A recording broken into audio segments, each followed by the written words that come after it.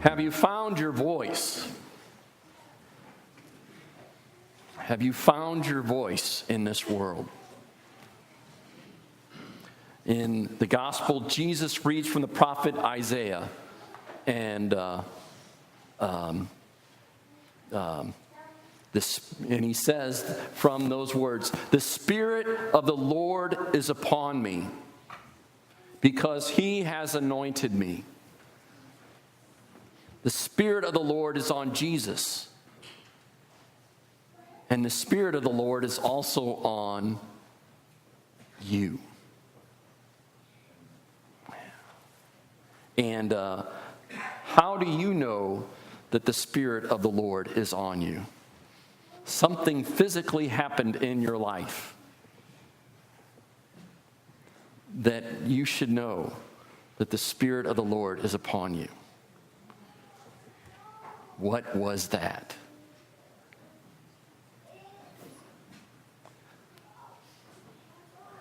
Jesus knows because he has been anointed. Remember what I just told you? Because he hasn't been anointed. Have you been anointed? Yes, most of you have. There's some school children who haven't been anointed yet at confirmation. Yeah. There's something about finding our voice that is tied to confirmation. And I think first let me learn you something about confirmation. First of all, confirmation and baptism were tied together. You did not baptize somebody without confirming them. That's the way it was in the early church. You did not baptize somebody without confirming them because, first of all, baptism is the gift that you are created in God's image. The reality of that already that we do within the sacrament. And then immediately comes the question, this is this free gift to you. Are you going to own it? Are you going to say yes? Are you going to confirm it in your life? So immediately, there's the turn, and you are baptized, and are you going to own it? Confirmation. So that's how it happened in the early church. Because you only came into the church as adults. So you would enter the church and you would be baptized and confirmed at the same time. You were brought in as adults. Now that's funny, right? We don't do that anymore. What happened? Well, about the 4th and the 5th, 6th century, the people, this is according to my sacraments teacher, so if I got it wrong, it's his fault. But around that time, the people had had enough. They were upset. We need to do something different. Why? Because of the mortality rate of children. You see, it wasn't uncommon that, 50% of children did not make adulthood. I don't know if it's maybe that bad, but it's pretty bad. And that's the reason why they had a lot of children. I mean, you think about all the diseases up until the last century when we have all the inoculations now where things are unheard of now in this day and age. Back then, they didn't have those things. We kind of expect children to live nowadays. They didn't know what was going to happen. And so the people of that age said, we need to stop. We need to start baptizing babies right away. We want to give them this free gift. We want to give them this free gift of baptism. But hold on a minute, because we can't confirm them. Can we? They have to be able to own it. They have to be able to say yes for themselves. That Spirit is in them. It's always been in them. But they have to confirm it for themselves. And so it was separated. That's how it was separated. And we played around with those ages, and it's been second grade. I was talking to somebody, there was second grade, and, for me it was sixth grade, and right now it's eighth grade. And I think the church in its wisdom has found a pretty good place for it, because right about that time in eighth grade, we think that child has become possessed.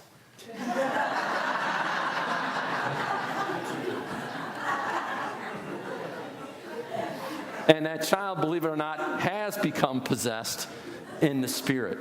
They are finding their own voice. And that's what that Spirit of God is trying to help us find that voice. That is trying to help us to find our voice. We need that voice. We need the voice of the church, us people, speaking out in this world. We need the prophetic voice. We need to find our voice. Where is our prophetic voice for the poor?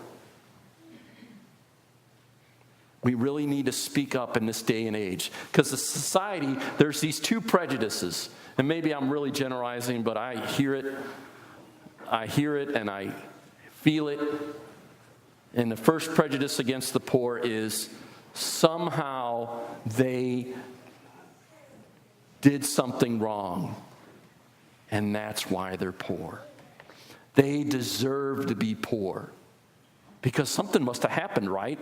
It couldn't possibly be that they are just poor to start with, and that's the way it is.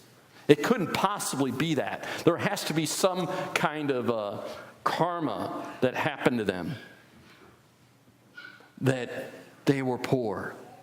But the reality is, the majority of the people are poor.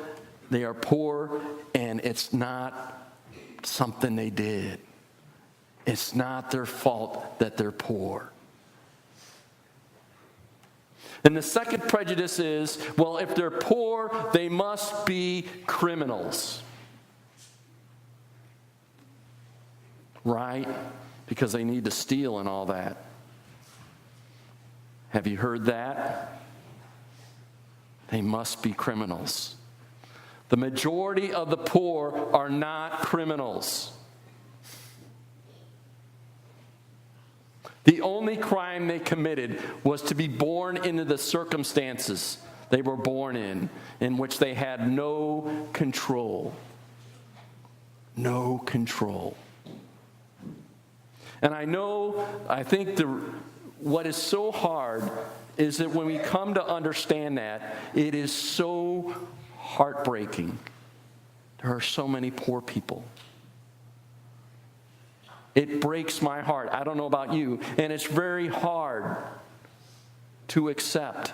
And I think that's a lot of reasons why people hold on to those prejudices. It's easier to hold on those prejudices than to face the absolute injustice of what's going on, of what's wrong, and the heartbreak. It's better just to ignore it. That we as a church, us people, we need to find our voice to stand up for the poor.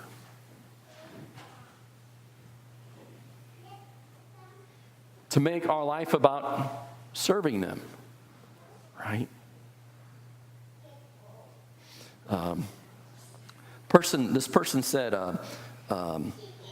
that he was thinking that, he was talking about this rich guy that gave so much money to the poor, which is great.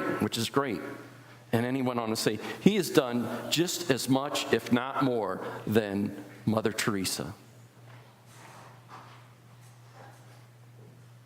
And I was like, it's not about throwing money at the problem. It's about connecting to those people. It's about relationship, our relationship with the poor. Because it's only when we do that we experience that our lives are enriched, because we really see the body of Christ in the poor. That we are really touching the body of Christ in the poor. And so it's hard to hear today. What can we do? But we are called to be that voice for the voiceless,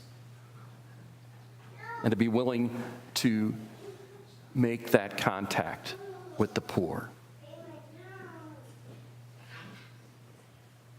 There's another prophetic voice that needs to be heard today. One other thing that I want to bring up, and that is the prophetic voice of forgiveness. It needs to be heard in our world.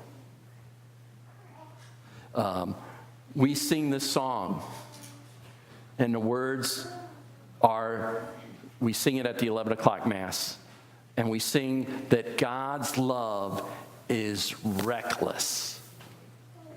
God's love is completely reckless. It's crazy. It's insane because it forgives us. God's love forgives us. It forgives us, God forgives us before we've even done anything. That's how crazy, insane God's forgiveness is. And I know we're thinking to ourselves, well, and we know it because we hear it. Forgive them, for they know not what they're doing. If they knew what they're doing, they wouldn't be doing it. But they didn't know. Forgive them, for they didn't know what they were doing. Jesus was forgiving them ahead of time before he was even nailed to the cross. Such is God's love for us. I know it seems, well, where's the justice in that? Why is God forgiving these people? Why is he so crazy that he forgives all these people? Because sin enslaves us. You know, that's what sin does to us. And he wants to free us. And so we are to spread that good news of God's crazy love. And I want to challenge us to be that crazy love for other people. To be willing to forgive ahead of time. How did Jesus forgive those people on the cross? He was able to do that because he had prepared himself ahead of time to forgive those people. He made it his point that no matter what happens to me, whatever somebody does to me, no matter what, I am going to forgive them. He made it his plan. The Amish people, remember about 10 years ago, they lost those children that were killed, and they forgave immediately. How were they able to do it? Because they planned ahead of time to forgive. They planned it ahead of time. They thought to themselves, no matter what, the worst thing that can happen to me, I am fixing my eyes on forgiveness. It doesn't mean that we don't protect ourselves. It doesn't mean that we don't protect our society from dangerous people. It doesn't mean that all the pain that it caused us, the sin, isn't going to hurt, because it is going to hurt and we're going to have to deal with it. It's just that we are not going to hold them responsible. We are going to forgive. Because if they knew what they were doing, really knew what they were doing, they wouldn't have done it. It's a really hard thing. But I know that when I do that in my life, no one can do anything to really hurt me anymore. No one has that power in my life anymore. Fear not the one who can hurt the body. Fear the one who can hurt the soul. We are called to plan ahead. Let that be our focus, is to forgive, to head in that direction always, no matter what. Let us set our face like Jesus set his face on Jerusalem, that we are determined to forgive. Forgive means to give ahead. That's what it means to do that. I know that when somebody comes into my office, I know I've got to be right in my mind. Not that I'm always ready, not that I'm always prepared, but I know that if somebody's coming in my office because they want to kill me, for something I did, or whatever it might have been, verbally or whatever, how they want to kill me, I have to be prepared to have forgiven them ahead of time.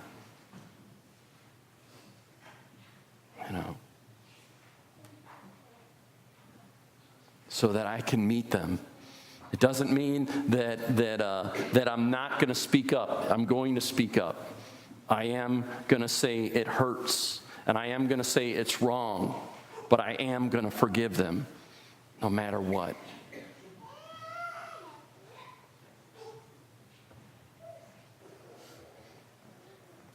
Let us be that prophetic voice for forgiveness in our world.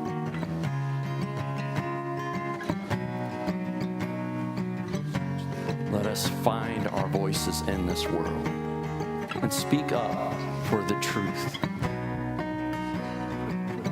as Jesus did.